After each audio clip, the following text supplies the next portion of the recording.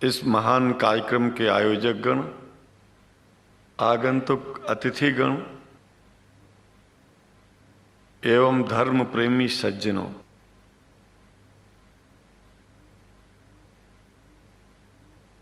भगवान की जब कृपा होती है तो कभी धर्म की सच्चाई को जानने का अवसर मिलता है।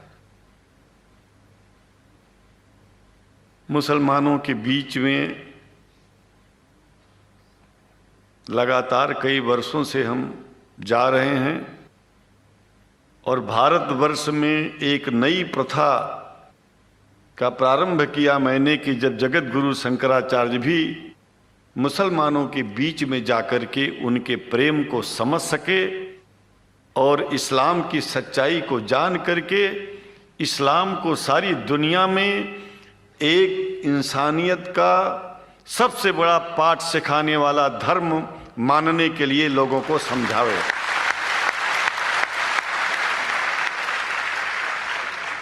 जब लोग इस्लाम को बेदर्द, मुसलमान को बेदर्द, तलवार के जोर पर चलने वाला धर्म बताते हैं तो अगर शायद धरती में कोई दुखी होता होगा तो सबसे ज्यादा दुख मुझको होता है। ये न सच्चाई है और न कभी ये सच्चाई हो सकती है। जिस इस्लाम ने पहला कलमा ही कुरान शरीफ का ये बताता है कि नहीं है इबादत के काबिल सिवाय परमात्मा के और कोई, ला इलाहा इल्लल्लाह मोहम्मद रसूल अल्लाह। भला आप बताइए, वेदों का रस निचोड़ करके मोहम्मद साहब ने परमात्मा की इबादत करके परमात्मा के पैगाम को एक ही कलमे में दे दिया। इससे बड़ा ग्रंथ दुनिया में और क्या हो सकता है। अगर कुरान के पहले कलमे को ही पढ़ करके हिंदू अपने धर्म का पालन करना चाहे तो उससे बड़ा धर्मात्मा शायद कोई नहीं होगा। कुरान को हमने गहराइयों में जा करके तो नहीं अनुभव किया, लेकिन कुरान के मानने वालों के हृदय की गहराइयों में जाके देखा कि अगर इस्लाम को पूरी दुनिया अगर स्वीकार कर ले तो इसमें कोई बुराई नहीं है। इस्लाम परमात्मा के द्वारा बताया गया सिद्धांत है। इस्लाम किसी व्यक्ति का अपना नियम नहीं है, अपना सिद्धांत नहीं है। कुछ लोग भेदभाव पैदा करने के लिए इस धरती पर मुसलमानों को बेदर्द कह देते हैं, इस्लाम को बुरा कह देते हैं। मैं कहता हूं उनसे बुरा इस दुनिया में कोई नहीं है। वो शैतान के बच्चे हैं, खुदा के बच्चे नहीं हैं। क्योंकि जहां तक मेरी अपनी पहुंच है, हमने वेदों को पढ़ा, पुराण को पढ़ा, शास्त्रों को, हिंदू धर्म ग्रंथों को पढ़ा। उसके बाद में मुसलमानों के बीच में जाना शुरू किया। हमने मुसलमानों से हाथ मिलाया तो हमारा विरोध किया गया। ये अंडा खाने वालों से हाथ मिलाते हैं, शंकराचार्य कैसे हैं? अरे हमने कहा कि तुम्हारी समझ में नहीं आ रहा है। वो 5 बार इबादत कर लेते हैं खुदा की, तुम घास खाते हो और एक बार भी इबादत नहीं करते हो, तो तुमसे बड़ा अधर्मी दुनिया में कौन है? तुम अपने अधर्म को देखो। किसी के पवित्रता के सिद्धांतों का विरोध करना पहला अधर्म है। आप क्या खाते हैं, कैसे रहते हैं, अगर हमें आप दुखी नहीं करते हैं तो आपसे बड़ा इंसान दुनिया में कोई नहीं है। हम घास खाएं और आपके दिल को चोट पहुंचाएं तो हमसे बड़ा अधर्मी कोई नहीं है दुनिया में। कहने का तात्पर्य सिर्फ एक है कि मैंने ये अनुभव किया है कि ये मैं एक बात जो मैंने देखा है, आप लोगों से जो प्रेम मुझे मिलता है, लोग पूछते हैं कि आप मुसलमानों में क्यों जाते हो, आप तो शंकराचार्य हो। हमने कहा कि भाई मुसलमानों से पूछो कि हमसे इतना प्रेम क्यों करते हैं। वो हमसे जो प्रेम करेगा हम तो जाएंगे। कहा फिर क्या हम प्रेम नहीं करते क्या? हमने कहा कि हम तो तुम्हारे बीच में पैदा हुए और तुम मुसलमानों से प्रेम नहीं करते, इसलिए हम तुमसे प्रेम नहीं करते। मैं आप लोगों के बीच में आकर के एक बात बताता हूं। कुछ समय से हिंदू धर्म के नाम पर कुछ संस्थाएं हिंदू मुसलमानों में भेद पैदा करने के लिए कुछ ऐसा कार्य किया जिसकी वजह से आम हिंदू, सीधा साधा हिंदू बेचारा जान ही नहीं पाता है इस्लाम क्या है और सनातन धर्म क्या है। सनातन धर्म और इस्लाम में कोई भेद नहीं है और हिंदू धर्म तो कोई धर्म ही नहीं है। सनातन धर्म धर्म है और शायद जो संस्कृत का सनातन शब्द है, अगर किसी भाषा में उसको इस्लाम कहा जाए तो कोई बुरी बात नहीं है। इस्लाम और सनातन में कोई भेद नहीं है, क्योंकि परमात्मा एक है, परमात्मा सबका है। ये संदेश ऋषियों मुनियों ने दिया और यही संदेश, परमात्मा का भेजा हुआ संदेश, स्वयं हमारे मोहम्मद साहब ने इस पैगाम को हमको दिया। तो हम भेदभाव क्यों करें? यहां पर भारत का मुसलमान, एक बात बिल्कुल मैं स्पष्ट बता रहा हूं आपसे, अगर भारत का मुसलमान सो गया तो भारत सो जाएगा। इसलिए भारत को जगाना है तो मुसलमानों को जागते रहना पड़ेगा। भारत जाग जाएगा, पूरी दुनिया जाग जाएगी। यह भी मैं जानता हूं कि भारत के सच्चे हिंदुओं को, जो सच्चे सनातन धर्मी हैं, उनको मुसलमानों से प्रेम चाहिए, उनको मुसलमानों से भेद नहीं चाहिए।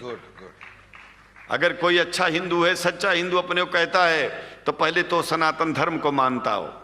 अगर हिंदू की परिभाषा सनातन धर्म से हट करके कोई परिभाषा है, तो ऐसे हिंदू धर्म को मैं तिलांजलि देता हूं। हिंदू धर्म कुछ नहीं है। फिर हिंदू धर्म वही है जो वेद को माने, पुराण को माने और सनातन को माने। सनातन धर्म धर्म है और उस धर्म को न मान के अपनी एक नई व्यवस्था चलाना शुरू कर दे, इसका मतलब यह है, और नाम भगवान का ले। एक बात और बता देता हूं, भगवान कोई आदमी की तरह नहीं है कि रोज रोज नियम बदलेगा। रोज रोज नियम बदलना आदमियों का काम है।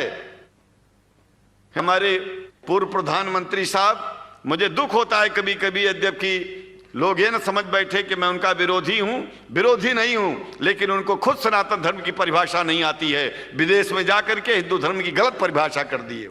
और हमको सबको ये दुख हुआ कि किस स्कूल में जाके पढ़े हैं ये। धर्म के बारे में बिना पढ़े हुए धर्म के बारे में बोलना गलत है। पहले धर्म को जान लेना चाहिए, फिर धर्म के बारे में बोलोगे तो प्रेम फैलेगा, शांति फैलेगी, इंसानियत सारे चारों तरफ, चारों दिशाओं में इंसानियत का प्रकाश होगा।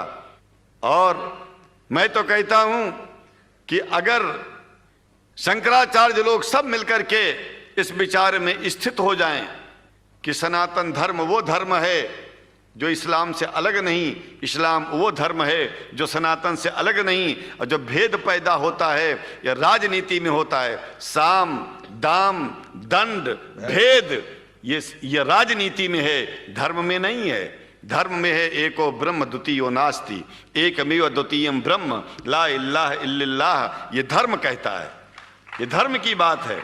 इसलिए हम भगवान की आराधना करते हैं, उपासना करते हैं। परमात्मा एक है और परमात्मा बार बार नियम नहीं बदलता कि धरती पर इंसान बदलते जा रहे हैं तो परमात्मा अपना नियम बदलता चला जा रहा है। ये एक बात याद रखिएगा, जब से शुरुआत हुई होगी और जब तक ये दुनिया रहेगी, ईश्वर का सिद्धांत एक था, एक है, एक ही रहेगा। मानने वाले आपस में भेद पैदा करें तो इसमें उसका कोई दोष नहीं है। दोष तो उन लोगों का है जो लोग भेद पैदा करके प्रतिष्ठा पाना चाहते हैं। खास करके इतना जान लीजिए, धर्म भेद को मिटाता है और राजनीति भेद को बढ़ाती है। राजनीति का स्तर केवल राष्ट्र की व्यवस्था तक है और धर्म पूरे विश्व के लिए है। राजनीति से केवल आप देश का हित कर सकते हैं, लेकिन अगर विश्व का हित करना चाहते हैं तो धर्म की आवश्यकता है। और वो धर्म कुरान में स्पष्ट रूप से अच्छी तरह से समझाया गया है, बताया गया है। हमें हिंदी की कुरान भी प्राप्त है, उपलब्ध है, आज अंग्रेजी की भी मिल गई है। और हम तो चाहते हैं कुरान शरीफ सारी दुनिया में अगर इस ग्रंथ को पहुंचाया जाए और पहुंचाना चाहिए। मैं तो मुसलमानों से एक जरूर बात कहूंगा कि आप लोग एक चीज का ध्यान दें, आपके पड़ोस में जिस भी भाषा को जानने वाला व्यक्ति रहता हो, जिस भी भाषा को, कोशिश कीजिए कि आप इस कुरान जैसे पवित्र ग्रंथ को उसको उसकी भाषा में पहुंचाइए। और मेरी समझ में सारी दुनिया में एक कुरान पहुंचेगा तो सारी दुनिया में शांति होगी, सारी दुनिया में अमन होगा, और सारी दुनिया में ऐसे ही इतने प्रेमियों के बीच में शंकराचार्य को पहुंचने में और बोलने में कोई दिक्कत नहीं होगी, संकोच नहीं होगा। आप लोग भी निडर हो जाइए, आप लोग भी संकोच छोड़िए। हम जानते हैं कभी कभी संकोच में, कभी कभी इस देश के कुछ जो फिरका परस्त लोग हैं उनकी उल्टी सीधी योजनाओं में हम लोग एक दूसरे से मिल नहीं पाते। हम हाथ पसारे हुए आपके सामने खड़े हैं, आए हैं, हम आपको गले से लगा रहे हैं, लगाते हैं, दिल भी मिलाएंगे, गला भी मिलाएंगे, और जरूरत पड़ गई तो आप लोगों के लिए दिल कटाने की और सिर कटाने की जरूरत पड़ जाए तो इस्लाम की रक्षा के लिए शंकराचार्य आपका साथ देगा। क्योंकि शंकराचार्य जानते हैं इस्लाम धोखा नहीं है, शंकराचार्य जानते हैं इस्लाम बर्बादी का रास्ता नहीं है। शंकराचार्य को पता है कि जो वेद में लिखा है वही कुरान में लिखा है, इसलिए हमारा धर्म नहीं छूटेगा, हमारा धर्म और आगे बढ़ेगा। अगर हम मुसलमानों को अपना सगा मानते हैं तो मुसलमान परमात्मा का बनाया है, आदमी का नहीं। हिंदू जो अपने को कहते हैं वो भी जान लें कि वो परमात्मा के बनाए हैं, तो मुसलमानों से भेदभाव करना बंद कर दें और हमारी तरह सबसे प्रेम करें। डॉक्टर लखनार साहब, देखिए मैं अपरिचित था, जानता नहीं था, और मैं बड़ा प्रसन्न हूँ कि वो समय निकाले और यहाँ आए।